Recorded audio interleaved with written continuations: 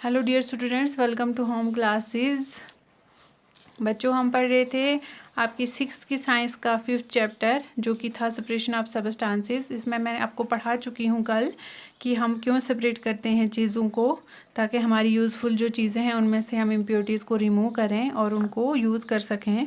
उसमें मैंने कल आपको कुछ कॉमन मेथड्स पढ़ाए थे, जैसे हैंड पिकिंग, थ्रेशिंग पढ़ाया था। उसके साथ मैंने कल आपको विनोइंग एंड सीविंग पढ़ाया था और इनको कॉमनली हम कैसे यूज़ करते हैं ये सब मैंने कल आपको बताया था। आज मैं आपको इसके अलावा कुछ और मेथड्स होते हैं जो मैं आपको पढ़ाऊँगी। बच्चों, कभी कभी हमारे पास कुछ ऐसे कंपोनेंट्स मिक्सचर में होते हैं जिनको हम विनोइंग से या हैंड पिकिंग से सेपरेट नहीं कर सकते हैं। जैसे जब हमारे पास कुछ लाइट इम्प्योरिटीज़, डस्ट या सॉइल वगैरह जो हमारी राइस या पल्सेस में होता है, तो उनको हम इन मेथड से रिमूव नहीं कर सकते हैं। उनको रिमूव करने के लिए कुछ और मेथड्स होते हैं जो मैं आज आपको पढ़ाऊंगी। आपको पता है आपकी पल्सेस मीन्स आपकी दालों में या चावल में क्या होते हैं, डस्ट वगैरह होता है, तो आप उसको कैसे साफ़ करते हो? मतलब वैसे तो नहीं ना खाते हो। आपको पता है हम धोते हैं चावलों को या दालों को या कोई भी चीज़ खाना बनाने से पहले हम उनको धोते हैं। तो जब हम उनको धोते हैं तो जो लाइट इम्प्योरिटीज़ होती हैं वो ऊपर ही आ जाती हैं पानी के ऊपर, और फिर आराम से हम उस पानी को रिमूव कर देते हैं, जिसके साथ वो इम्प्योरिटीज़ भी रिमूव हो जाती हैं। बट कभी क्या होता है, कुछ अगर हमारे पास हैवियर कंपोनेंट्स होंगे तो वो तो ऊपर फ्लोट नहीं ना करेंगे पानी पे, तो उनको हम कैसे रिमूव कर सकते हैं? जैसे एक मिक्सचर अगर मैं आपको बता दूं सैंड या वाटर का, तो सैंड या वाटर के मिक्सचर को आप कैसे अलग करोगे?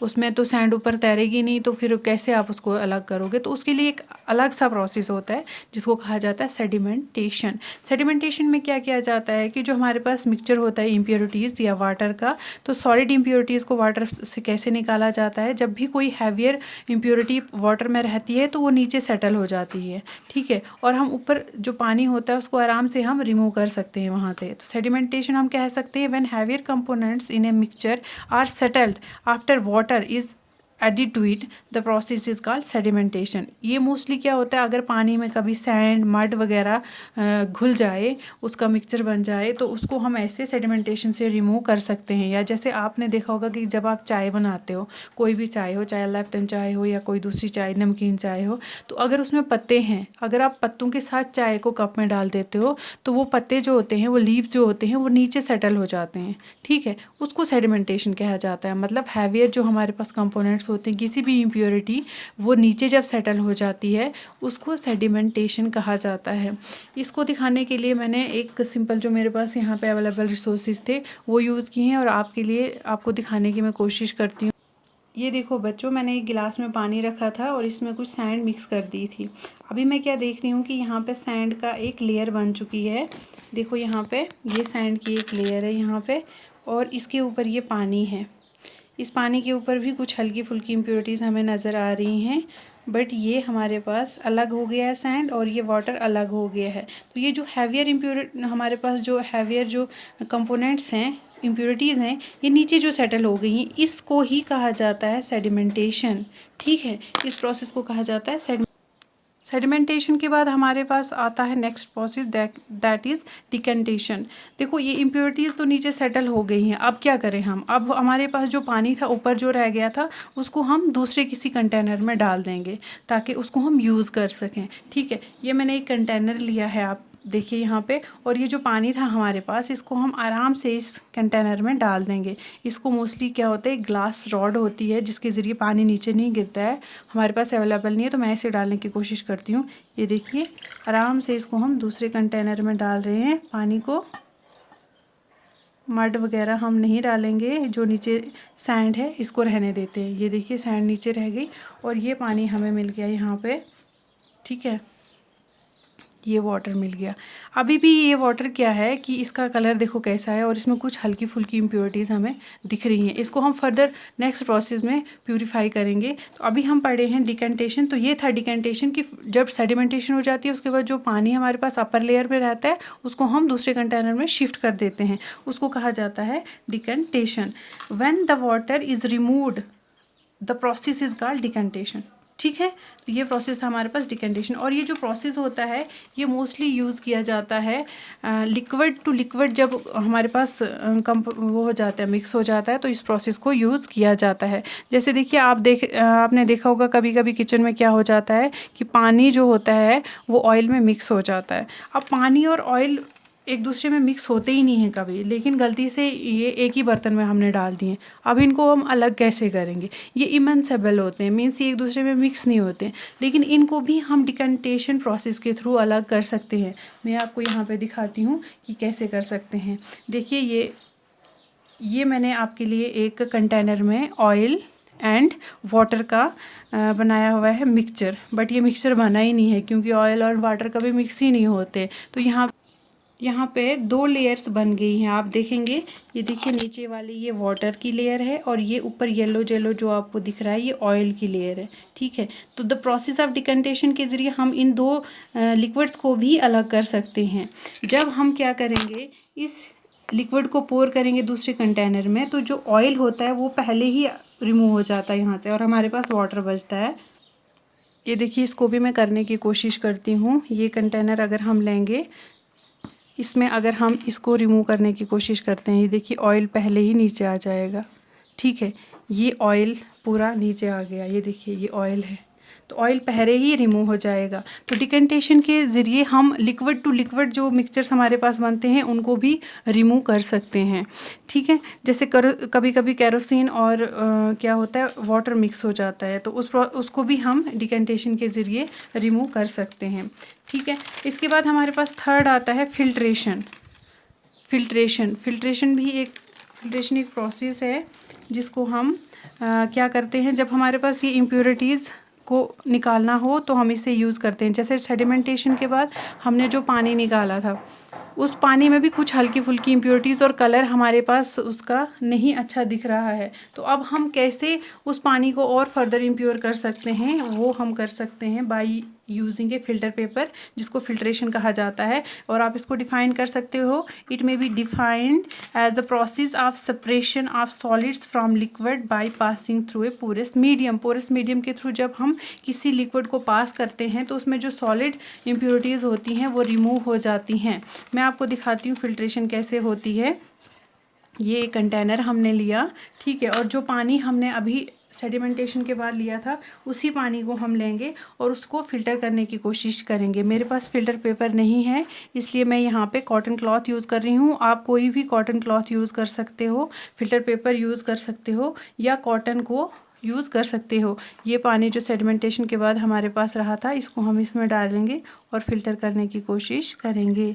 ये देखिए, इसको मैं इसमें डाल रही हूँ और ये पानी फ़िल्टर हो रहा है।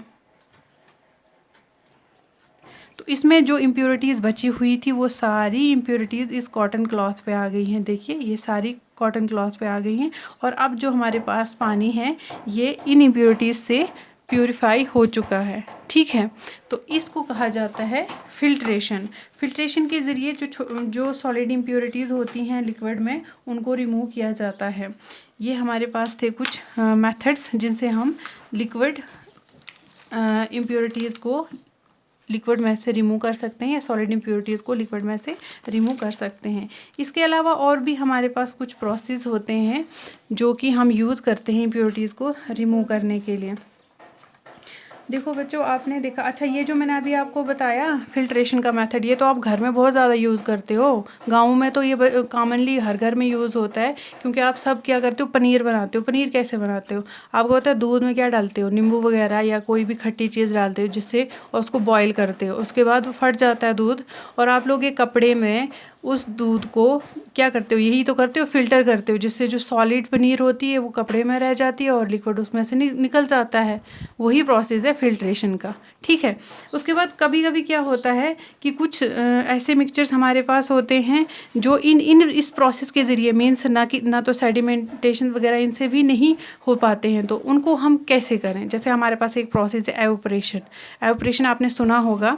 एवोपरेशन वाटर साइकिल में आपने सुना होगा। एवोपरेशन एक ऐसा प्रोसेस है जो क्या करता है, वाटर को कन्वर्ट कर देता है वेपर स्टेट में, गैशियस स्टेट में कन्वर्ट कर देता है। जो हमें नमक मिलता है समंदर से, वो नमक कैसे मिलता है? वो ऐसे ही मिलता है हमें, क्योंकि समंदर में क्या किया जाता है, बहुत पिट्स जो होते हैं वहाँ पे खड्डे होते हैं, उन खड्डों में समंदरी जो होता है पानी डाल दिया जाता है, और सन की हीट से वो पानी एवपोरेट होता रहता है। एवपोरेट होने के बाद वहाँ पे पूरा पानी जब एवपोरेट हो जाएगा तो पीछे क्या बचेगा? नमक ही रह जाता है वहाँ पे। ठीक है, इस प्रोसेस को कहा जाता है एवपोरेशन। जब भी अगर आपको ये प्रोसेस घर में करना हो तो आप किसी कंटेनर में पानी और नमक को मिक्स कीजिए, उसके बाद उसको गर्म कीजिए, और तब तक गर्म कीजिए जब तक ना कि पूरा पानी एवपोरेट हो जाए। जब पूरा पानी एवपोरेट हो जाएगा तो आप देखोगे कि आपके पास उसमें नमक ही बचेगा। इस प्रोसेस को कहा जाता है एवपोरेशन, और इसी प्रोसेस, एवपोरेशन के प्रोसेस के थ्रू ही हमें साल्ट मिलता है। ठीक है, इसके अलावा कुछ और मेथड्स हैं। जैसे कभी क्या होता है, एक मेथड से हम किसी चीज़ को सेपरेट नहीं कर सकते, तो वहाँ हमें बहुत सारे मेथड्स यूज़ करने पड़ते हैं। जैसे अगर हमारे पास एक मिक्सचर होगा, किसका? हमारे पास मिक्सचर है सैंड का, साल्ट का। अब सैंड और साल्ट के मिक्सचर को हम कैसे अलग करेंगे? कैसे करोगे? सोच सकते हो सैंड एंड साल्ट के मिक्सचर को अलग करना, नमक एंड रेत कैसे अलग करनी है, तो हम उसको भी अलग अलग मेथड्स को यूज़ करके अलग कर सकते हैं। कैसे? मैंने आपको यहाँ डायग्राम्स के थ्रू इसको समझाने की कोशिश की है। हमारे पास सैंड और साल्ट का मिक्सचर है, ठीक है, हम इसमें पानी ऐड कर देंगे। जब हम इसमें पानी ऐड कर देंगे तो साल्ट इस पानी के साथ मिक्स हो जाएगा, क्योंकि साल्ट जो होता है वो सोल्यूशन बनाता है पानी के साथ, कम्प्लीटली डिज़ोल्व हो जाता है पानी में। ठीक है, उसके बाद हम क्या करेंगे, हम उस सोल्यूशन को थोड़ी देर रहने देंगे। जब हम उसको थोड़ी देर रहने देंगे तो रेत जो हमारे पास सैंड थी वो नीचे सेटल हो जाएगी, और जो साल्ट, वाटर विद साल्ट था, मतलब वो जो वाटर और साल्ट का सोल्यूशन जो था वो ऊपर रहेगा। ठीक है, तो उसके बाद हम, ये सेडिमेंटेशन हो गई क्योंकि नीचे सेटल्ड हो गई सैंड। उसके बाद हम करेंगे डिकेंटेशन। डिकेंटेशन में हम क्या करेंगे, जो पानी था उसको हम दूसरे बर्तन में डाल देंगे और सैंड को छोड़ देंगे। हमें क्या करना है? सैंड का। ठीक है, ये हो गया। उसके बाद हम क्या करेंगे कि हमारे पास जो पानी मिला हमें, डिकेंटेशन के बाद जो पानी मिला, उस पानी में क्या है? साल्ट तो है, क्योंकि साल्ट तो मिक्स हो गया था ना पूरा पानी के साथ, रेत तो मिक्स नहीं होती है। अब उस पानी में हमारे पास साल्ट है। अब हम उस पानी को क्या करेंगे? हीट करेंगे।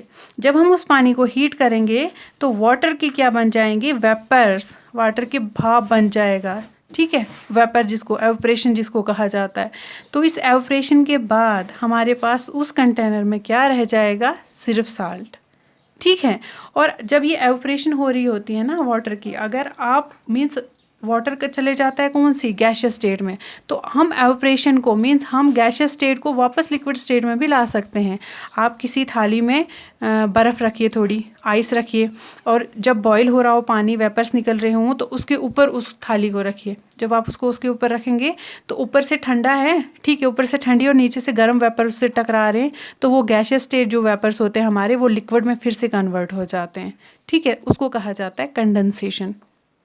ठीक है, उसको मैं फर्दर आपको फिर किसी वीडियो में पढ़ाऊंगी। जब हम वाटर साइकिल पढ़ेंगे तो उसको मैं ब्रीफली पढ़ाऊंगी। तो डिफरेंट मिक्सचर्स को मतलब अलग करने के लिए, सेपरेट करने के लिए डिफरेंट मेथड्स यूज़ किए जाते हैं। लिक्विड, सॉलिड या गैशियस, देखो यहाँ पे कौन कौन से मेथड्स हमने यूज़ किए डिफरेंट कंपोनेंट्स ऑफ मिक्सचर्स को अलग सेपरेट करने के लिए। तो ये था बच्चों आपका सेपरेशन ऑफ सबस्टांसेस, जो कि कंप्लीट हो गया है।